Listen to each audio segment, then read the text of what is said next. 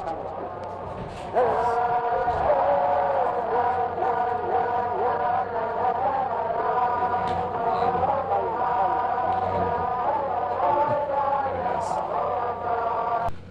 yeah, let's get right into this mimer. So yeah, I mean, this mimer, the Rebbe gave this mimer to be given out on Shabbos Nachmu, which is this week, to console us for the rebuilding of the temple. And yeah, I mean, like we said, it says this later house is going to be greater than the first house.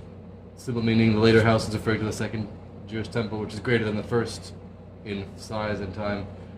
Deeper meaning from the Zohar is that this later house is referring to the later house of Mashiach, which is going to be physically greater, and it's also going to last forever. And it says it's going to be in the merit of Yaakov. First one was in the merit of Abraham, who called it the mountain that Hashem will appear on. The second one was in the merit of Isaac, who said that he went out to pray in the field, which was also the same place, but he calls it a field. The third one is in the merit of Yaakov. Yaakov went to sleep on the mountain, that in the same location that Abraham built the altar to bind Isaac, and he put his head down on the stones, which are part of the same altar that Abraham used to bind Isaac. Then Jacob had the dream of the ladder with the angels going up and down. And then he woke up, and then the stones became one stone miraculously. And then he said, he said, how awesome is this place? Indeed, Havaya, the four-letter name of Havaya, is in this place, and I did not know. And then he said, this is the gateway to the heavens and everything. And then he said, this is the house of Elohim. And then he took the stone, he took the one stone and he put it as like a monument, which became the Evan HaShasiyah, the drinking stone. He put that on the place where the altar would be in the future. And he said, this is the place of Elohim, this is the house of Elohim, basically. And I did not know. So the Rebbe says that the Rebbe says that, okay, in order to understand like the difference between like how the third temple, we said it's going to be greater than the first two, not only because the third temple is going to last forever, but the first two could have also lasted forever if Moshe would have brought the Jewish people into the land of Israel and Moshe would have built the Jewish temple. Then it would have lasted forever. But Hashem made things happen that didn't happen. So that, because within forever, within infinity different levels, it could have just lasted forever in quantity, but Hashem wanted it that through the teshuvah, through us returning to Hashem, we reached the level of a lion. So the lion came in the month of the lion in the constellation of Leo to destroy the lion, in order that a lion will come back in the same constellation of Leo to rebuild the lion.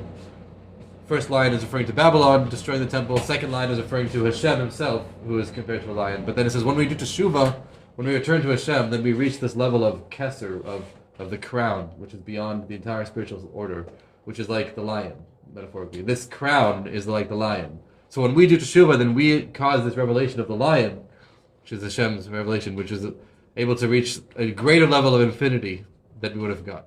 Now that we say, okay, we have to understand, like, how exactly is the third Jewish temple going to be greater than the second in terms of like the qualitative infinity? Because the second Jewish temple could have also been built in the same physical dimensions of the third, but they had practical reasons why they didn't do it. But the second temple could have been built the same way. So if they both are the same size, how could the third one be greater, basically? And the third one is greater not just because of size, but like a qualitative difference, basically.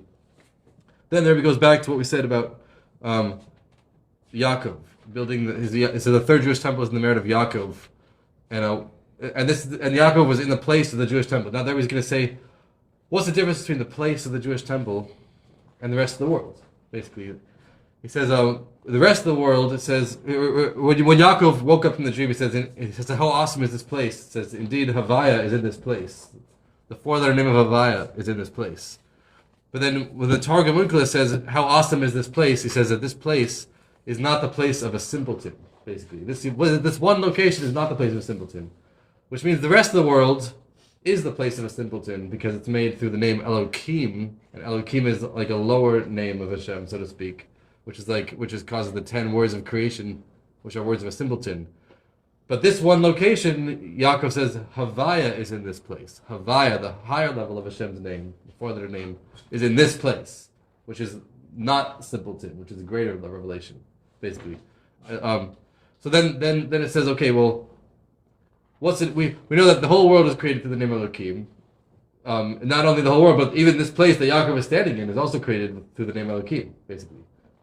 So then why is it that Yaakov says this place, Havaya, is in this place, implying that maybe Elohim is not in that place? How could that be? But everywhere in the whole world is created through Elohim. And it said not only that, but this one location is the main place where Elohim created the world. Elohim first created the world from the place of the Jewish temple. And from that one place, he created the rest of the world. So Elohim, it's not that Elohim is not in that place, because Elohim created the place first. But he created that place first, then the rest of the world spread out. Now the Rebbe is going to answer this question, which is where we left off. So it says, the question there says, so the advantage of the place of the Jewish temple, as opposed to the place of the rest of the entire world, seemingly it's because of the revelation that happened in the actual Jewish temple itself. We were saying now that the place of the temple that would be built in the future, even in the times of Yaakov, was already the gateway to the heavens. Even before the Jewish temple was built there. Before it was built there, it was already a special place. Then we're saying, wait a minute. Seemingly the idea of the special revelation is only because of the Jewish temple. Maybe the Jewish temple is what makes the revelation. Why is it that the place itself is like a special place, even before the temple was built? Mm-hmm. But then there says, no, even the place of the temple was created. Then there says, okay, wait a second. But the question is that the place of the temple, the actual physical location, was also created with 10 statements from the name Elohim. Just like it's part of the world, the entire world is created with the 10 statements from Elohim. So why are we saying that like the rest of the world is only a simpleton's place because it's made through Elohim? Mm-hmm. But the place of the temple, the physical ground, was also created through the name Elohim. So what's the difference between that place and the rest of the place? Like, basically, why is it that only habayis is in that place? How could it be? But when the Onkelos says that this place is not the place of a simpleton, it means that the place itself is not a simpleton. Not only that it's like a special place because the Jewish temple would be built there, but but the actual physical place is a special place itself, a physical location.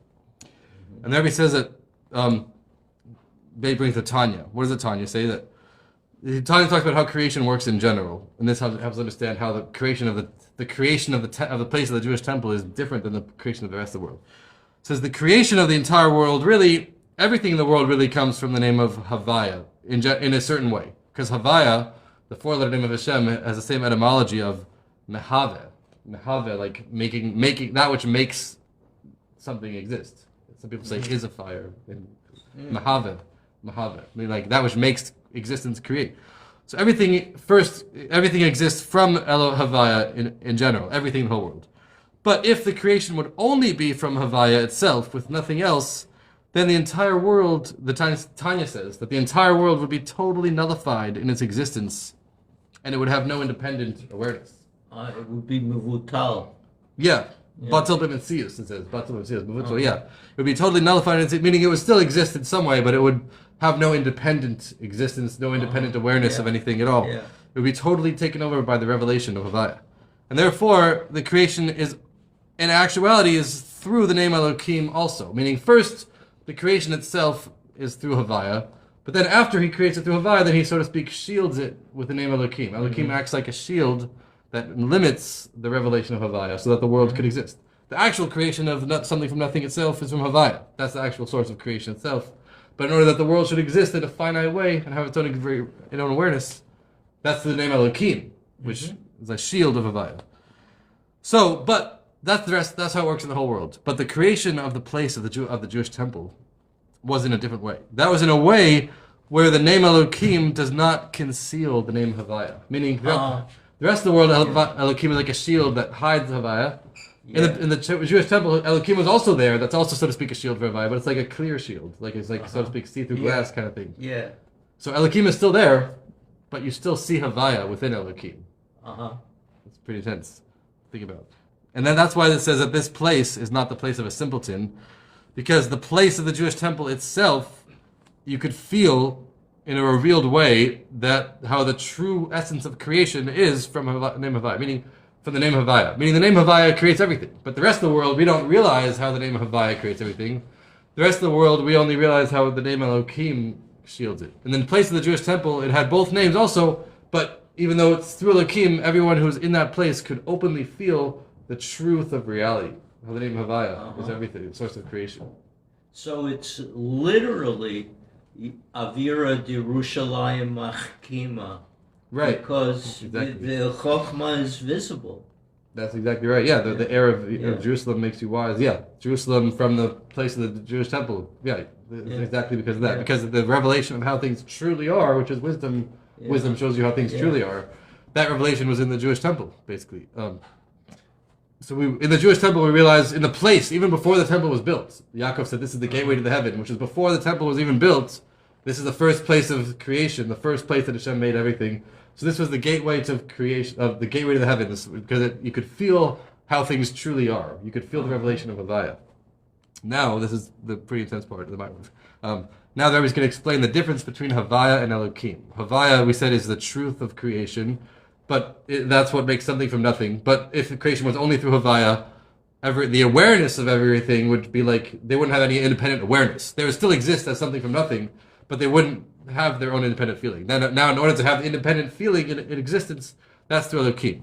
Now the Rebbe is going to explain the difference. So there's two stages of everything. First, everything comes from Havaya, then it comes through Elokim as a shield to block it. But the place of the temple, we had like both at the same time kind of thing. But what's the difference between what's the difference between Havaya and Elokim now? It's going to explain the difference. This is a pretty interesting concept because the creation of the world that comes through Elokim is called, in a way of hislab shus, in a way of dressing things up and clothing things. Meaning there's like Elokim is like that which shields Havaya, and Elokim is kind of like a clothes, like enclothes the world so that it doesn't have the full of revelation, so it could feel independent. His slabshus. This Hislavshus is in Tanya. Yes, this is all from Tanya. Yeah, it's from Tanya. Yeah, exactly. Yeah. Exactly. Yeah. So it's kind of hard to understand, but it's like Hislavshus means like Elokim is like enclothes the world so that it's not totally taken over from the revelation of Havaya. So Elokim is like constantly, so to speak, enclothing the world itself in the world, so it's like acting like a shield to hide the revelation kind of thing. Yeah. So derech hislabshus, which means active, so to speak, like active involvement of concealment, actively involved in the details of the world to conceal everything, like actively involved in everything to conceal it. Which is why it says Bereshis bara Elokim. In the beginning, Elokim created. It uses the word created in like the active form, like Elokim like did the active job of creating. Creating in that sense means hiding. Elokim actively is hiding the truth of reality so that we could exist. That's what creation means, to hide. So in this context, so Elokim is like the active involvement, so to speak, of hiding the revelation.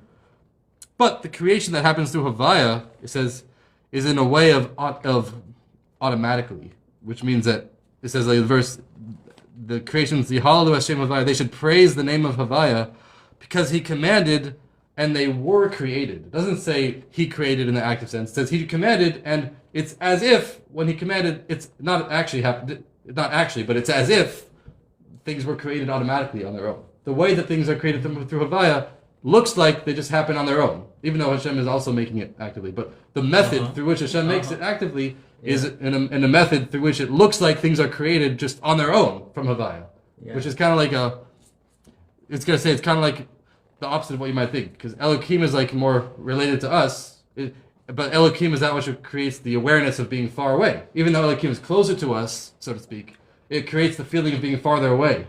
But Havaya, which is way beyond us, that creates the feeling of being closer. Even though it's way beyond us, that creates a feeling of closeness. But that which is closer to us creates the feeling of being far.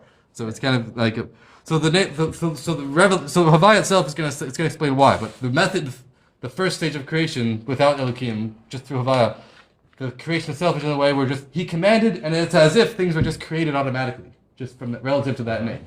Yeah.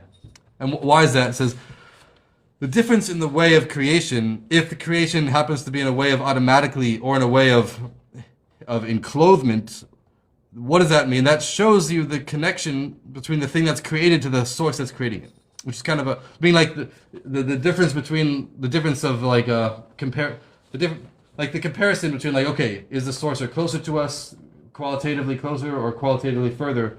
That determines whether or not it's actively involved in the way of enclothing or just like automatically, so to speak. Meaning, when the thing that's created is created in a way where it feels close to that which is created, paradoxically, the way that's created is through being created automatically. Meaning, like, it's kind of like the opposite of what you might think. Because you might think if something's more closely related to us, like Elohim, that's closer related to us. Maybe that would create something that feels closer. But no, it's the opposite. In order to create something that feels closer, that's through the source itself being qualitatively further away in a way that creates it automatically. And then it says, what does this actually mean? There's like some examples to understand what this means. It says like ilav alol, which translates kind of like cause and effect, but not exactly. It's gonna say like an example of ila va'alol is it's gonna say intellect and emotions. If someone meditates on a certain concept, What does that mean? ila va'alol. I mean, the simple meaning is cause and effect, ila, but it's not exact translation. So it's like intellect and one example of that is intellect and emotions. So if someone meditates on a certain concept, then they will automatically build a love for that concept. Like we have in this week's parsha, Hashem commands us to love Him. But then how could Hashem command us to love Him if the love is an emotion? But the Rambam says the commandment is to meditate on the greatness of Hashem, and when we intellectually meditate, then we will automatically have the love. So it's not that it's not that we're actively involved in creating love. What we do is we meditate intellectually, and then the love is automatically created. So that's an example of how we have something that's created automatically from one thing that doesn't have a connection to the other thing directly. But we do one thing, and then the other thing is just created automatically. So the love is automatically created from the meditation. So that's like an example of how like Hashem, the name habayis itself is just like a revelation. It's like open revelation. It itself is just doing its own revelation, so to speak, in its own way. But through that revelation in its own context, that automatically creates the world, like so to speak. Even though Hashem is directing everything, but the way He's directing everything is that it's in a way that looks automatically. So like through it itself is just revelation, just similar to like someone's meditating. That's like their own revelation in their own mind. They're just meditating. They're not actually involved in saying, okay, I want to make this love. They're just meditating, and then the love automatically gets created. So the name habayis is like an open revelation of divine energy. It's just going on its own, open revelation. Then through that, the world is automatically created, so to speak. And then it says explains that. So in this idea of cause and effect of like the intellect and emotions, those two things are. So because we see these two things are this is a little bit of a paradoxical thing that's going to explain later. But it says in the case of intellect and emotions, you can see that the two things are actually kind of close to each other, which is not the same as the analogy where the name habayis is totally beyond everything. But at least we can see in some way. In the example of intellect and emotions, it says when someone has a meditation in a specific idea, then they create an emotion that corresponds to that. It's not like it's totally something different. Like someone meditates on why something is good for them, then that will create the emotion of love towards that thing. It's not like it's totally two separate things. Like the emotion is somewhat connected. So that's the point we said earlier that says when the feeling of being close to something, when you try to create something that feels close, then the method of creation is automatically. Because like the emotion feels close, so to speak, to the intellect, so that the method of creation is automatically. Now I was going to give a second example to understand how things come from Havaya. Another example, which is a different, like totally different implication, but it's different. It says is an example of light coming from a luminary, like a ray of light coming from the sun, kind of thing. So the light itself is a revelation of the luminary. And therefore, which means like like we said earlier, like when something is created in a way that it feels close, so to speak, to the source, then it's created automatically. So because the light is something that reveals the luminary, like in the light you could detect, so to speak, like the revelation of the luminary, then the way that the light is created from the luminary is automatically. Because light has a connection, so to speak, to the source of the light, then it's automatic. If that makes sense. Like the light from the sun, you could see something, you could like feel the sun, so to speak, from the light. So the creation of the light from the source is automatic.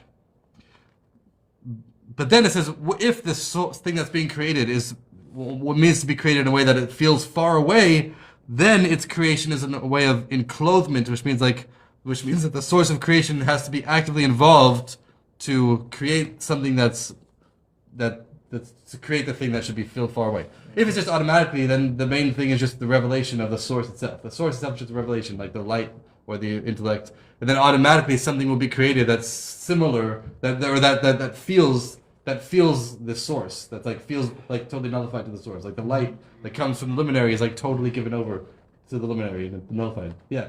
Would that be likened to Hilim be'orachon nira or?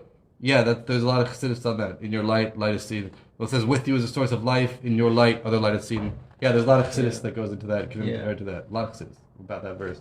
Each one of those things is a different thing. It says, with you is a source of life. It doesn't say you are the source of life. Just with you is a source of life. Yeah. But then it says, that goes, in your light, other light can be seen. Yeah, that's a whole other. A lot of chassidus in that also. So yeah, Hashem's name, Avaya, is metaphorically compared to the sun, metaphorically, a lot of times throughout Chassidus.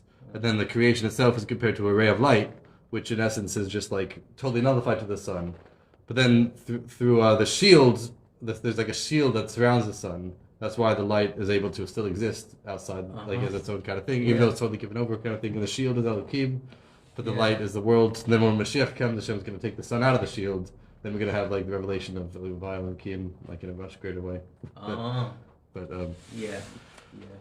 So yeah, Havaya, the name Havaya is like the source, like a source of light, source of energy, either a source of intellect or the source of like light, so to speak. It's just doing its own thing, even though it's also actively involved, but the way it's actively involved in a way where it looks like it's just doing its own thing and then the world is automatically created from that. But when that happens in a way of automatic creation, then the thing that's automatically created is totally nullified to the source of creation. Because the source is just doing its thing.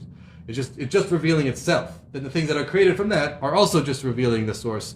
But when the source of creation is actively involved in it, then this creation happens to appear far away because it's actively involved in order to hide it, which is kind of the opposite of what you would think.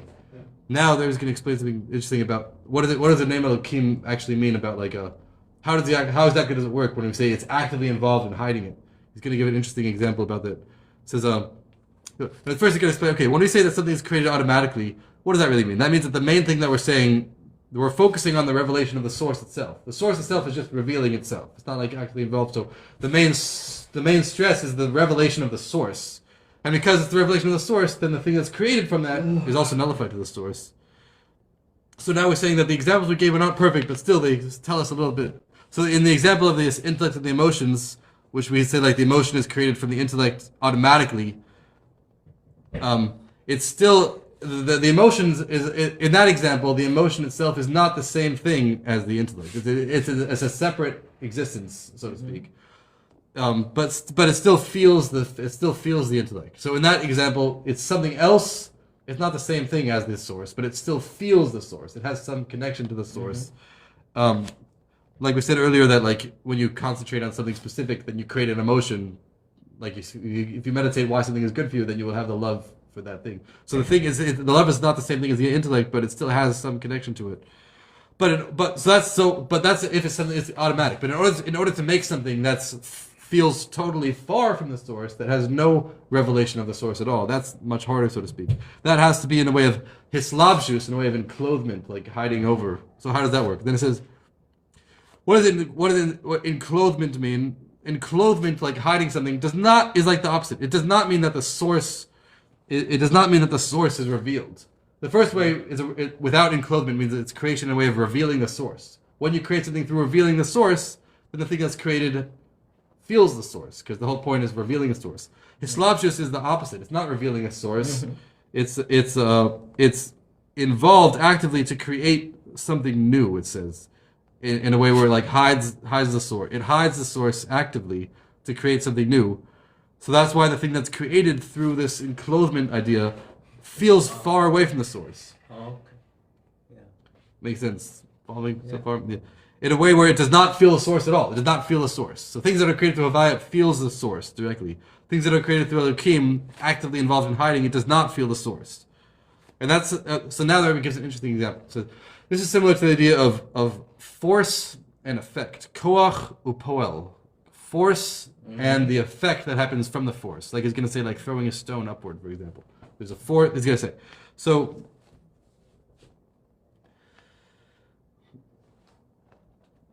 the idea of force and effect. If you throw a stone, for example, then that's not automatically. That's not like automatically. That doesn't. The stone that's being lifted, like opposite its nature, is not just being lifted automatically. It's being lifted because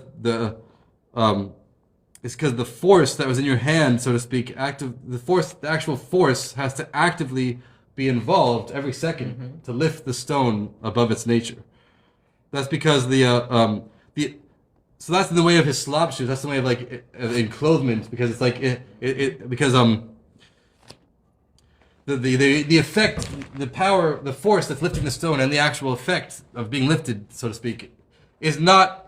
There's no like revelation from one to another. Like the actual force itself is not revealed in the effect. Meaning like the force is only lifting the stone, but the force itself is something that's spiritual and the actual effect that's happening is physical. So those are like almost like something from nothing, so to speak. So the effect that happens to the force is like a totally new thing. And it says that the force itself is spiritual and the effect is physical. So the effect that comes from the force is similar to like a new creation. The Rebbe says it's like something from nothing almost. Like when a stone is being lifted above its nature, you have a spiritual force that's lifting it, that's lifting a physical thing. That's like something from nothing kind of thing. So the koach is invisible, but the poel, when the stone actually is lifted up and flies through the air, that's visible. That's physical. Physical, right. But the source of the koach isn't physical, ultimately. Right. Yeah. Exactly. Yeah. It's not. It's invisible. It's an invisible force that creates a visible physical thing. So the force itself is like that's the idea of hislapshus, because every second it's involved. The force is, so to speak, involved in making it and lifting it up. So that's the idea of metaphor for like Elohim. Like every second it's involved in like making sure the world is like feels separate from the source kind of thing. Every second has to be involved. Yeah. So what does a force mean? It's not that the force is revealed in the effect. The force just causes the effect to happen, but the force is totally different than the effect. It's like nothing. It says the idea of the force is that the force has the power to affect a new thing that's outside of it, so to speak. It's not that the force is revealed. The force is affecting something to happen. It's not revealing the force. The force is just causing something else to happen. So But we said, okay, wait a second. But from the effect, you could still know the force. You could, when you see the stone flying, you still know that there is a force. It's not that you see, but the verse says, when you see the stone flying, you don't actually see the force itself. You see that there is a force that's lifting it, but you don't see the actual spiritual force itself. It says, through seeing the effect, you could know that there is a force. But in the effect itself, you don't feel the force. Meaning, like, you know that there is a force, but you can't feel the force in the effect. And yet, without it, it wouldn't exist. Exactly. But then there we contrast this with different kinds of force. So, for example, that's when we come to like a stone being thrown, which is like a physical action. But what if someone like actually like draws like a nice painting or something? Then, in the effect itself, you could actually know the source, because in that case, someone is investing their spiritual personality in the thing they're making. Like there's many people, like if they look at someone's handwriting, they can tell the personality of that person. So that's also an effect. That's also like a force causing a physical effect. But that's different, because that's not only physical, that's not only like spiritual to physical, but they're also investing like their own spiritual energy into the thing, the thing itself. So in those examples, through the effect, you could actually feel the force. Through looking at someone's handwriting or painting that someone made, you could actually like feel the spiritual force they made. But in this example, we're talking about someone throwing a stone, for example, which has no connection to the spiritual personality of themselves. In that example, then the force and the effect are like totally different. So in omonus, the art, craftsmanship, you see something better. You see the source better. That's why it's amen. Yeah, that's why it's an omen. Yeah, exactly. You could feel the source a little bit. Like there's some people they could just see that, they could just like see something like a piece of pottery that someone made. They could already know like everything about the person. Some people, they could like in the effect itself, you could feel the force in those other cases. But in this case, we're saying this is an analogy for creation from something from nothing. This is like an analogy of a stone being thrown, which the stone being thrown has no connection to the actual personality of the person. It's just the force is spiritual, the stone is physical. So yeah. So since the force, but now back to this. In this example, it's like the stone being. So in this example, the stone being thrown, since the force itself is spiritual and the effect is physical, the spiritual effect is not revealed in the physical action. Then maybe adds on to this. So we say that in the effect we don't feel the power. It's not just because the effect is incomparable to the force, but also because the force itself. Meaning, up until now we said, okay, the reason why we don't feel the force in the effect, because the effect is physical, and the force is spiritual, and physical and spiritual are like incomparable. So there's no way that in the physical effect you could feel something that's way beyond it. But now we're saying not only that, but the force itself is actively involved in hiding it. Not only is it the force like way beyond the physical effect, so it can't be revealed, but the force itself is actively being involved in hiding it. Because since the effect of the force so since the point of the force is to affect something that's incomparable to it, So how does it work? The pulling down, like the action of the force going to the effect is like a, so to speak, a hidden. It says it's a hidden effect. It's a hidden causation, which means it's going to say, meaning that it's through like it's through the source being hidden. So the idea of the force like not being revealed in the effect, it's not just because it's incomparable, but the force is like, so to speak, actively involved in hiding itself from the effect. Because only after, the point is that only after we cut away the revelation of the source, only then could you possibly have something that's incomparable to it. Meaning like the reason why it's incomparable is because the source has to be hidden. Like the force itself can't be revealed. If the force were to be revealed, it would not be able to affect something that's incomparable to it. In order for the spiritual force to have an effect in the physical thing, it first has to like be cut off. It has to make sure the thing is cut off from its source. So the point is that it's not only because it's incomparable, but the source itself is actively involved in cutting it off, like hiding itself. Yeah. Now that we brings back to the creation. So when it comes to above. So the creation that comes through Name Elohim is in a way of hislabshus, in a way of clothing something up, and dressing something up, which we said like hiding the source. Which means that the creation happens is in a way where the spiritual power that's creating something is not felt in the creation itself. Meaning like through the Name Elohim, we do the creations do not feel the source of creation. That's why we feel separate from Hashem. So that Elohim is trying to create something that's not felt in the creations. So therefore, meaning through the name Elohim, which is like the idea of like this idea of the spiritual force that's hiding itself to create something new, that's able to create something that's an actual existence that feels like that feels real, that feels as a real actual existence, basically. Mm-hmm. And even when that existence tries to be nullified to Hashem, like even when that existence recognizes Hashem and nullifies itself to Hashem, that's only called the bittul hayesh, which is the nullification of something. Which means that it starts out as something, its default state is something, and it has to work hard in order to nullify itself. But even then, it's still like nullified as something, as opposed to the creation that comes from habayis, because habayis itself is the creation of habayis is in an automatic way. That's in a way where meaning before Elohim gets involved, the creation that happens only from habayis itself. That's in a way where the revelation of habayis is actually felt in the creations themselves, and therefore the nullification of the creations that are created from habayis is called a bittul b'mitzius. They're totally nullified. Bittul b'mitzius. Bittul b'mitzius. Their entire existence is nullified. In actuality. Yeah. Extinction in actuality. Yeah. Mitzius is reality. Yeah. You know? Yeah, reality. It means that it means that their default state of existence is nullification. When it comes to Elohim, the default state is actually something, and they have to work hard to be nullified. When it comes to habayis, the default state is just automatically totally given over to the source, totally nullified to the source. Yeah, totally. Yeah. So now the Rebbe was quoting this from another Rebbe, the Rebbe Rayatz. This whole thing about these two examples, this was being like referenced by another Rebbe. So there's two examples we gave for why habayis is automatically. We said one is through intellect and emotions, which is automatically, like emotions come automatically from intellect.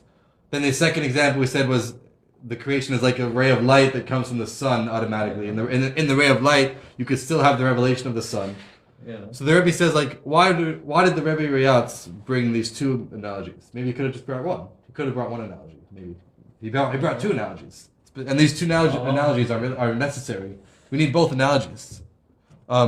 So in the Chassidus, when we bring more with two analogies or more, it's because the analogy does not correspond to the real thing in every way. I mean, no analogy is perfect. Every analogy is a little bit different. But in general, in Chassidus, when we bring two or more analogies, not every detail of the analogy actually lines up. That's why we need to bring two or more, in order that each one of the analogies would explain one little thing, or one or two, like a few little things about the thing, basically. Yeah, we need more than one analogy because each analogy says something different. So the reason that we bring two analogies when we said that something that happens in a way of automatic creation, when creation happens automatically, then the thing that's created feels close to its source. The two analogies we brought was the emotions that come automatically from intellect, and in the emotion you can still feel the intellect, and the light that comes from the sun. In the light, you could still feel the sun, kind of thing. So now we're saying that this idea of in the thing that's being created, you could still feel the thing you could still feel the source. The analogy of intellect and emotions. Yeah, we have two analogies: intellect and emotions, and light from the sun. Two things. Because in the real things, in the real thing, it's not exactly the same as light from the sun. Because in light from the sun, the light is not an actual thing. The light is just like just a revelation of the source itself. The light is not a new thing. But in the main thing, we have when the creation comes from the name of Havaya, even before Elohim gets involved, even through just Havaya, that creates something brand new that has no comparison to the source that's creating it. So it's not just like light, because light itself is not something new. Light is just like direct revelation. So it's actually, in this case, something when Havaya creates something is actually being created. And it's not only that, but it says that the analogy of intellect and emotions, the intellect has some kind of comparison to the emotions, like they're both like similar to each other a little bit. But in the analogy, the creations that are created through Havaya are totally like way beyond comparison, basically. So when we said earlier that the creation that comes from Havaya, it says he commanded and they were created, as if they were created automatically. But they were created. It's not they were created automatically, but they're still created. The idea of creation shows something from nothing. So even before Elohim gets involved through Havaya already creates something from nothing. And the idea of something from nothing is incomparable. So we have two things. First of all, it's actually something, it's not just like light, which is nothing kind of thing. It's actually something new. And that something new is incomparable, just like something from nothing is incomparable. So the actual thing itself is incomparable to Havaya.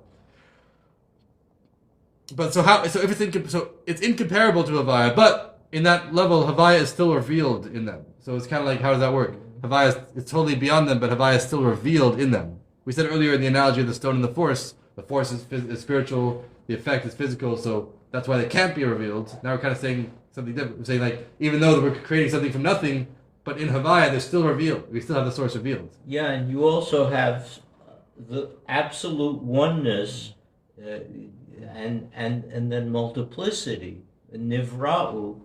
Right, exactly. Yeah.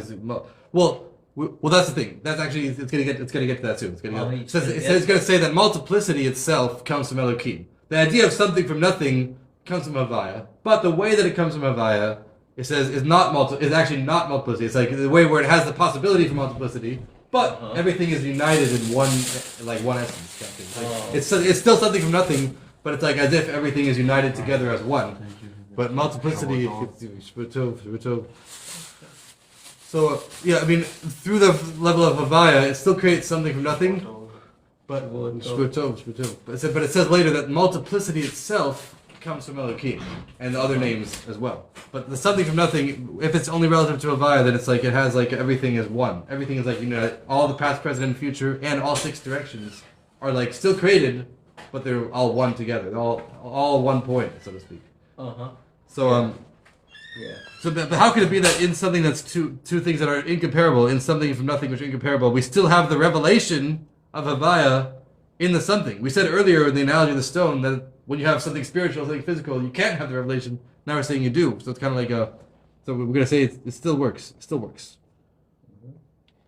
But what does it mean? It doesn't mean that when we say that they're totally given over to the name Havaya, it does not mean that they actually feel Havaya itself. Because Havaya itself, we say, is infinitely incomparable to them. What it means is that they feel that they themselves have no existence for themselves. They have no independent existence, and their entire existence is only the fact that the godly light is creating them from nothing. So when we say that the creations from Havaya feel their source, it doesn't mean that they feel the source itself. Because we said earlier in the analogy of the stone, like spiritual, physical, like totally incomparable. What it means in this context is that they could realize that they themselves are nothing. They realize that they themselves are nothing. Not that they feel the source, because the source is incomparable to them. But they feel that they themselves are nothing for themselves. They're only constantly being created from nothing. So they recognize that they themselves are like nothing for themselves. That's what it means when we say that it feels their source. It means they feel how things are in reality, which is their true reality, is that they're totally nothing for themselves. As opposed to through Elohim, things feel independent. When we say when we say that the things from Havaya feel the source, they feel that they themselves are nothing. That's what it means. But not that they feel, not that revelation of Havaya itself is actually in the creations themselves in an invested way. Because the Havaya itself is like infinitely beyond the creation. So it's not like actively involved, so to speak, in a revealed way within the details of the creation themselves. Because if that would happen, then they wouldn't even be able to exist as something at all. Mm-hmm. But the idea of something, there's still something from nothing. So, but when they say they feel the source, they feel that they themselves are nothing. That's what it means. Not that they feel the actual source itself. Then it elaborates on what he said. Since the creations are incomparable relative to him, you can't say that it should be revealed in them the light that does not have any comparison to them at all. Similar to, like, you can't say earlier in the analogy of the stone that in the physical effect you should have the actual revelation of the spiritual force. Like, you can't say that the spiritual force itself is revealed in the physical thing because there's two incomparable. You could say that you could recognize in the effect that it's totally nullified to this thing. Mm-hmm. Either you recognize it's totally nullified or you don't recognize.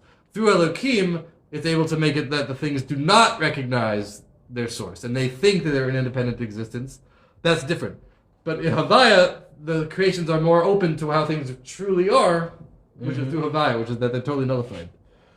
That's, yeah, basically. And then now we're going to add. So when it comes to the spiritual effect and the physical effect of the stone analogy before, we said since the effect is in order to actually affect something, and it's doing something in a way like it's being actively involved, therefore, just the fact that the spiritual force is actively involved in the effect, that reveals the source a little bit, but meaning that still reveals the idea of the source. We said earlier that the spiritual force is not revealed in the physical thing, but just the fact that the spiritual force is actively involved in being involved in the physical thing, that still reveals the source in a little bit, in a certain sense. Mm-hmm. Not that, meaning it doesn't reveal itself in the physical effect itself, but it still gets revealed in some way. Like you can still see from the effect that the spiritual force is actively carrying it. Mm-hmm. Like we said earlier, you can still see that it has an active effect. You can see that the effect is there clearly.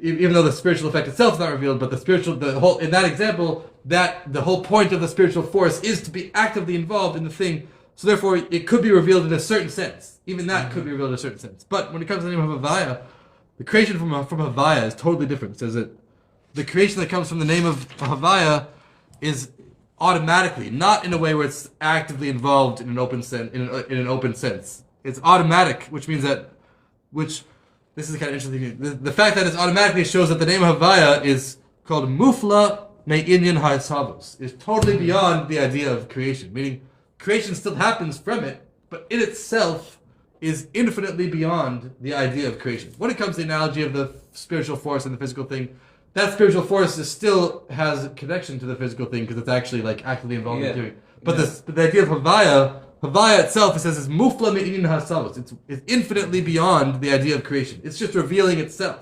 So because of that, it doesn't even become revealed through the creation it itself is not revealed even through the creation of the things, because it's totally beyond them. Meaning, like, the creation themselves can still realize that they themselves are nothing, but they still can't know anything about Havaya himself.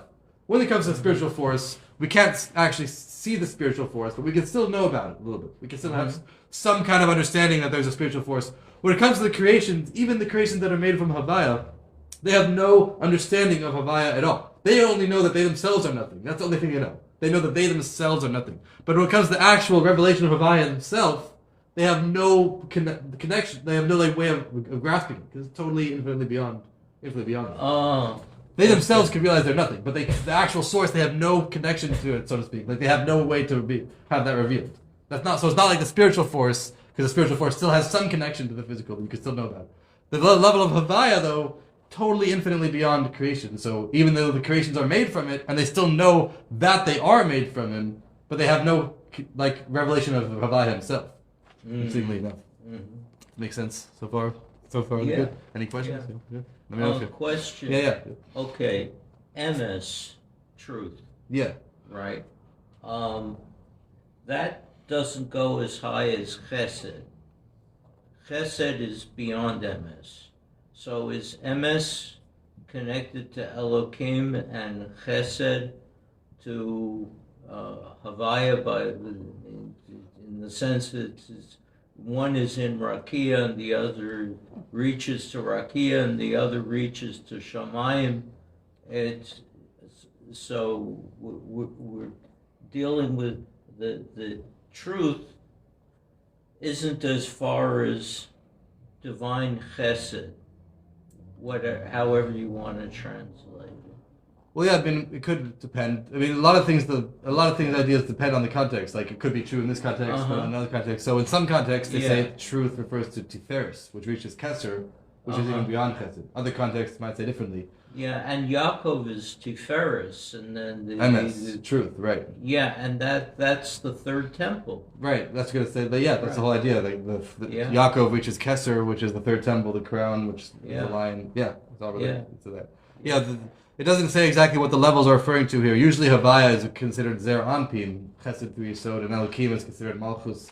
Sometimes Havaya is considered Chachma, and Elokim is considered Bina, and sometimes there's even a higher level. So I think it's referring to all the levels at once. It's referring to like the general idea which applies to all the levels. Like these ideas that we're saying could refer to all the levels in a certain sense.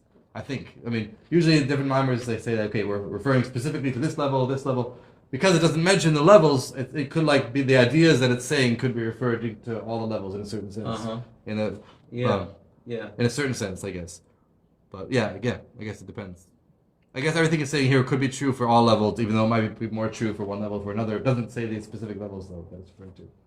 Level is Madriga? Madriga, yeah, or Bechina, either way. Yeah. Okay, so because in the analogy of like in the analogy of the intellect and the emotions, which you said was an analogy for Havaya, we said that analogy teaches that something can happen automatically, but it doesn't fully fit. It doesn't really fit all the way. Because the emotions could still feel the intellect. Even though you have emotions, you can still feel that this emotion was caused through intellect. If you meditate why something is good for you, you will have a love for that thing because it's good for you. So it's not like in the emotion you have no connection at all to the intellect. It's not like that's not the case, because you still have a connection to the intellect. That's why the analogy of intellect and emotions does not fit perfectly with the analogy of Havaya. Because in the cause and effect of intellect and emotions, they're still close to each other. They're still similar to each other in level. They're similar in level. Like the emotion is still similar somewhat to the intellect. And you actually have the revelation of the intellect in the emotion itself. It's not like you have totally no connection to the intellect and the emotion. The intellect is actually revealed inside of the emotion itself. So that's why the analogy does not fit. Because in Havaya, things that are created have absolutely no revelation of Havaya itself. The revelation is that they themselves realize they're nothing, but in terms of the revelation of Havaya, they have no connection to it, so to speak, at all. And then it says, we said earlier, when someone like has a love towards something because they recognize intellectually that the thing is good for them, then in the love itself, you could feel that the love is because of the good, which means that in the love itself, you still have the intellectual reason behind the love. And it says not only that, but the way that you love the thing is in accordance with how good the thing is. You love it based on if it's good. So that means that in the love, you still have the intellect itself being revealed in the love. But in the creations themselves that are created from Havaya, the creations have no revelation of Havaya in the creations themselves. The revelation is that they only realize they're nothing, but they have no revelation of Havaya itself. But so now the Rebbe says that he's quoting this whole thing from like another Rebbe. So he's saying the reason why the Rebbe brought two analogies, and says in order to explain that even when something is created that has no connection to the source, so to speak, that has no comparison to the source, no qualitative comparison to the source that's creating it, but nevertheless it can still feel close, even though it's kind of like contradictory paradox. It has no qualitative connection to the thing that's creating it, but it could still feel close to it, which is kind of like, how does that even work? So that's it's kind of interesting, kind of paradoxical. But so that's through the analogy of light and luminary. Because what does light and luminary happen? That the light itself, it says, is not the luminary. The light is not the luminary. The light is only a radiance, which is incomparable to the luminary, and the luminary is not revealed in the light, which means that through the light we can know we know that the luminary exists, but we don't know the luminary itself. Kind of interesting, hard to understand, kind of. Like through the light we know that the luminary exists because it has light, a source of light, but we don't know the luminary itself. I'm not sure if there's like a real analogy for that, because it's hard to understand it, but I'm not sure if it makes sense a little bit. The luminary itself is like the source of light. We don't see the source of light in the light. The light is only tells us about that there is a source of light, the source of light itself is not revealed in the light. But kind of like Kind of Ma'or Shamish. yeah, similar idea. Yeah. Yeah, similar idea. Like the sun itself is not the light. The light of the sun is from the sun, and through the light we can know that there is the sun, that the sun is like hot and the sun is bright. The sun itself does not become revealed in the light, like not like in the sun everywhere. The sun, not everywhere the light goes, the sun goes there. The light, through the light we can realize that there is the sun, but we don't. The sun itself is not extended. But nevertheless, it's close to the source, which means that it feels its source and nullified to it. Even though like we said that they don't feel Havaya itself, but they're nullified to Havaya in the sense that they can feel through Havaya, they can feel that they themselves are like totally nothing, basically.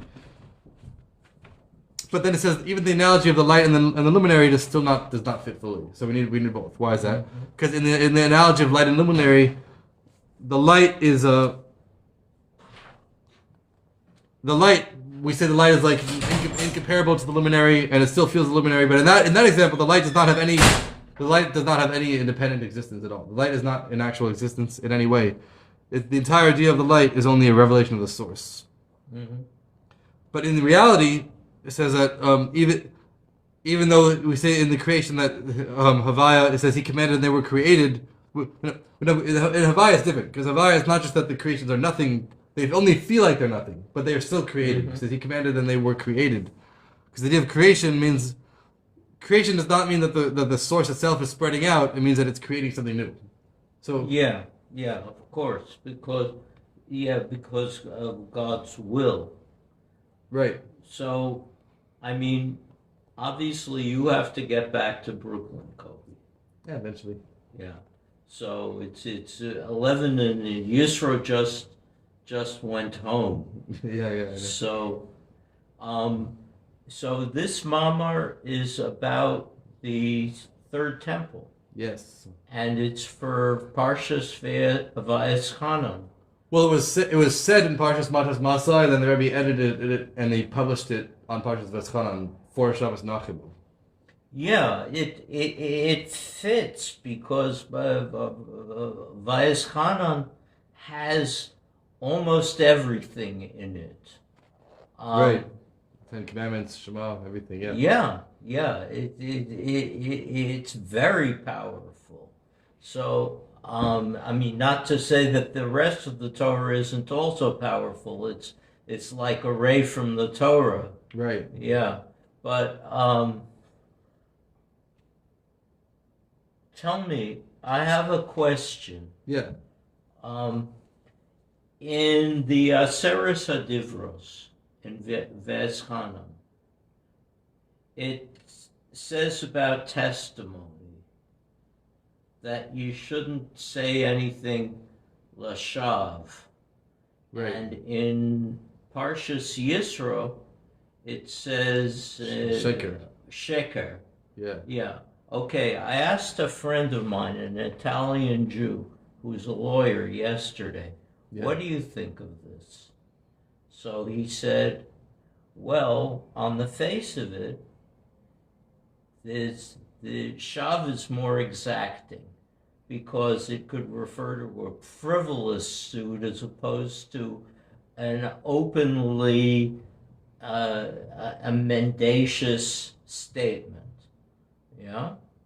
Interesting. Yeah, you're saying like it could just be like not having a relevance. It's not necessarily false. Yeah. It's just not relevant. Yeah, exactly. You know, filibuster. Right. That happens all. Yeah, I see. Yeah. Shav. Yeah, it can mean What like do it's you not think?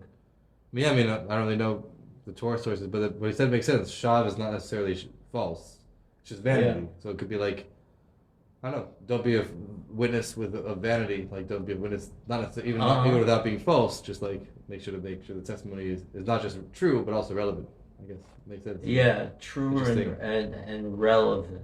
Yeah, makes sense. Yeah. Tell me. Yeah.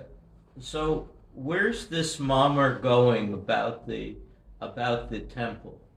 Well, not sure how long you want to stay, but it's going there. It's going to say how. I want you to get home safely. I'll get home eventually. We gotta finish the Bible anyway. I'll get home. I always get home. It's gonna say how. Once we understand the idea of Havaya and Elohim, it's gonna explain how in the temple, we had Havaya being openly revealed through Elohim. And we had both contradictory things at one time. And that's why the Makom Aron in the place of the Aron was not limited to finite measurement, because we had a unification of Havaya and Elohim, which is showing that the Tzimtzum itself, the concealment itself, has the revelation within it as well. And then it's going to say how the Jewish temple, this idea of the ark not being limited to finite measurement, which is because of the combination of that which is beyond time and space, with time and space together as one. That's the revelation of the Beis HaMikdash. Then that's really how everything exists, but we don't realize that everything. Through the Beis HaMikdash, then we're going to have that revelation of the place of the ark not being limited to finite measurement in the entire world. Everywhere in the world is going to be like the Holy of Holies. Basically, it's pretty intense. Because the ark doesn't correspond to the dimensions of the room. Right, exactly. You can measure the room, you can measure the ark, but the ark is still not counted. But it says the ark is still measurable. It's still something. It's not like it's nothing. The ark is still something, but it's not limited to the measurements of the room, because it's space and beyond space, and also time and beyond time as one. And that revelation is going to happen in the entire world. Everywhere will be like the Holy of Holies with the ark revelation. Is that what Yeshayahu means when he says this is a place of prayer for all of mankind? Maybe, possibly. It doesn't say that. Maybe, possibly. I mean, there's a lot of different explanations of that. I mean, one explanation from Marshai says when it says this place of house will be called a place of prayer, it also means that that this house will itself physically call out to the other houses of prayer in the exile, and that's why all the synagogues in the world will be uprooted from their places and go to Jerusalem. So this house of prayer will call out to the houses of prayer that are in the nations, that are in the lands of the nations, and that will cause all the synagogues to come together to Jerusalem. And that's how they're going to fit in Yerushalayim. It's because of that previous proviso that you mentioned about space and time. That's also possible. Because the way they can fit. They're like the ark. Makes sense. That's interesting. Yeah, I mean, that's possible. It doesn't say explicitly, but it's maybe implied. Yeah, it's interesting. But they also say like that the entire Jerusalem is going to be like the Temple Mount, like because the synagogues are going to expand. The synagogues from all the world are going to expand throughout the entire city of Jerusalem now. And the entire Jerusalem is going to be just the Temple Mount. Then the entire Israel is going to be like Jerusalem, and then the rest of the world is going to be Israel, basically. So Israel's borders everywhere is going to be Israel. The current Israel now is going to become Jerusalem, and the current Jerusalem is going to be just the Temple Mount. It says in the Talmud. It says the Gemara says. Yeah.